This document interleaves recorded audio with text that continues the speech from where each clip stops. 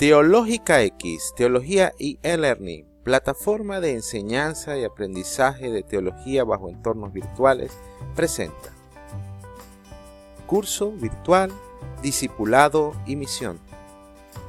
Semana 1. El plan de Jesús. El tema de hoy, el plan de Jesús. Toda historia tiene un inicio, y en nuestro caso empieza aquí. El único modelo de actividad pastoral para la iglesia es y será la persona y vida de Cristo Jesús. No podemos hablar de otros modelos en nuestra iglesia cristiana, pues es Jesús mismo nuestro principal referente. Dice la carta a los Hebreos en su capítulo 12, versículo 2, «Fijos los ojos en Jesús, el que inicia y consuma la fe, el cual, en lugar del gozo que se le proponía, soportó la cruz sin miedo a la ignominia y está sentado a la diestra del trono de Dios». No podemos entonces desviar nuestra mirada hacia otros modelos de referencia. Todo nuestro camino pastoral y misionero empieza aquí, con Cristo Jesús como modelo de actividad. Esto es tan importante, pues a través del recorrido histórico de Jesús podemos identificar un plan progresivo, con objetivos concretos y metodología definida.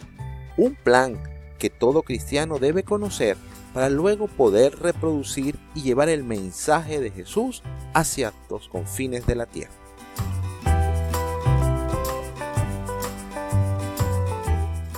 El plan de Jesús se reconoce fácilmente entonces porque tiene una misión.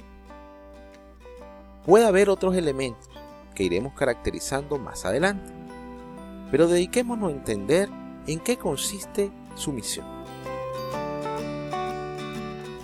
Jesús, Yeshua, significa Yahvé salva. En él y a través suyo se posibilita la salvación de todo el hombre y de todos los hombres. Es el carácter soteriológico que hay detrás de ese ministerio. Él mismo sintetizó su misión en 5 puntos cuando, desde la tribuna de la sinagoga de Nazaret, presentó su plan de trabajo. Si con una sola frase quisiéramos resumir la misión de Cristo Jesús, esta frase sería ser Jesús. Su misión, sin lugar a dudas, es salvar a los hombres de cualquier tiempo o latitud. Es el carácter universal de la salvación. Dice la palabra en Lucas, «El Espíritu del Señor sobre mí, porque me ha ungido para anunciar a los pobres la buena nueva. Me ha enviado a proclamar la liberación de los cautivos y la vista a los ciegos, para dar la libertad a los oprimidos y proclamar un año de gracia del Señor». Podemos ver claramente identificados esos puntos iniciales de la misión que proponía Jesús de Nazaret. Ahora bien, no es solo una misión. Detrás del plan de Jesús también hay un objetivo. Veamos en qué consiste su objetivo. El tema central de la predicación de Jesús era revelar el misterio del reino. Jesús no vino a otra cosa, vino a predicar el misterio del reino de su Padre. ¿Qué es? ¿Cuáles son las condiciones para entrar en él? Y sobre todo, el estilo de vida de quienes le pertenecen.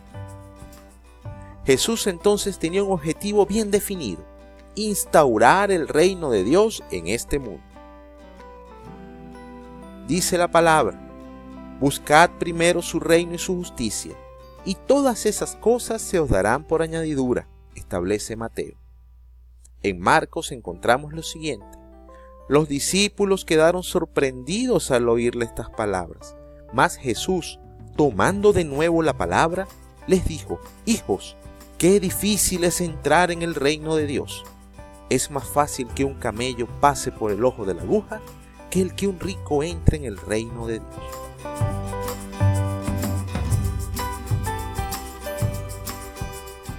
Hemos identificado su misión. Identificamos un objetivo. ¿Qué nos falta? Un método. Comprendamos entonces en qué consistió su método. Para Jesús no se trataba tanto de un cúmulo de verdades o de tesis teóricas, sino de una forma de vivir y de relacionarse los unos con los otros. Con su propio ejemplo, vino a enseñar a vivir a aquellos que habían nacido de nuevo por creer en el Evangelio. Jesús fue un predicador que nunca se estableció en un lugar fijo. Iba por todas partes, aún las prohibidas como Samaria. La primera fase de la predicación de Jesús era el anuncio de una buena noticia. El reino de Dios ha llegado. Después venía otro proceso, la enseñanza. Dice Mateo, recorría Jesús toda Galilea. Vemos su fase como predicador, enseñando en sus sinagogas, proclamando la buena nueva del reino y curando toda enfermedad y toda dolencia en el pueblo.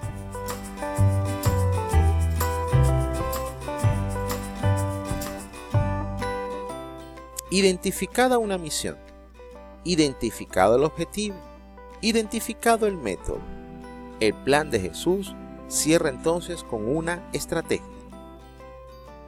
¿Y en qué consistía su estrategia? La tarea primordial de Jesús durante sus años de ministerio público no fue precisamente atender a las multitudes que lo seguían.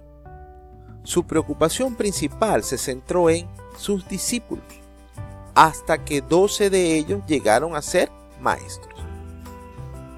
Si Jesús tenía una misión universal, claramente definida, con un objetivo y con un método, tenía una limitación específica, el tiempo y el espacio.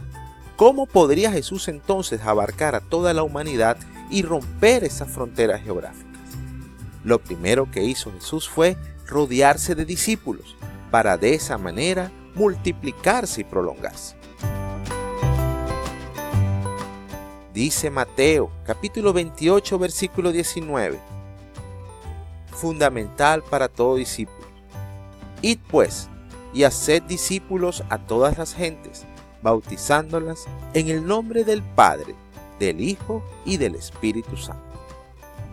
Si queremos conocer el plan de Jesús, estas palabras de Mateo, que recoge el evangelista, son fundamentales para la comprensión de ese plan.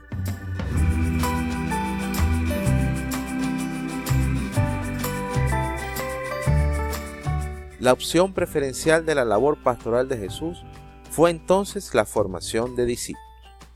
Culminado este breve recorrido, queda claro que el discípulo se convertiría en elemento fundamental para el desarrollo del ministerio jesuano. Por tanto, cualquier colaboración en instaurar y extender el reino deberá ser entonces a base de la formación de auténticos discípulos de Jesús. Por ello, hermano, es tan importante comprender la dimensión discipular que tiene nuestro ejercicio ministerial laical. Gracias por su atención. Nos vemos en la próxima sesión.